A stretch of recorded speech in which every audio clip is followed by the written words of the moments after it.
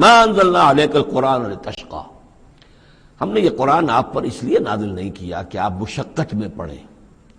لیکن یہاں یہ کہ تشقا جو ہے وہ نامرادی کے لیے بھی آتا ہے۔ یہ عربی زبان میں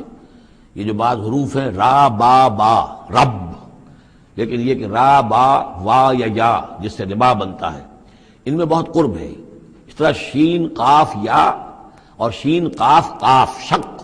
مشقت تشقا، یہ بھی معنی ہے اس کے، لیکن یہ کہ زیادہ میرے نزدیک راجح معنی یہ ہے، اے نبی ہم نے یہ قرآن اس لیے نہیں نکالا کہ آپ ناکام ہوں، یہ اصل میں حضور کے لیے بڑی خوشخبری ہے، کامیابی آپ کے قدم چومے گی۔ یہ قرآن قول فصل بن کر نازل ہوا ہے، آپ ناکام نہیں ہوں گے، آپ جو ہے پوری طریقے سے اپنے اس مشن کے اندر کامیاب ہوں گے۔ عام طور پہ ترجمہ یہ کیا گیا ہے کہ آپ مشقت میں نہ پڑیں، محنت میں نہ پڑیں، آپ کا کام پہنچا دینا ہے، باقی اب لوگ نہیں مان رہے ہیں تو اس کی وجہ سے آپ اپنے آپ کو اس صدمے سے ہلاک نہ کر دیجئے کہ لعلک باخع نفسک علی آثارہم ان لم یؤمنوا بہذا الحدیث اسفا الا یکونوا مؤمنین۔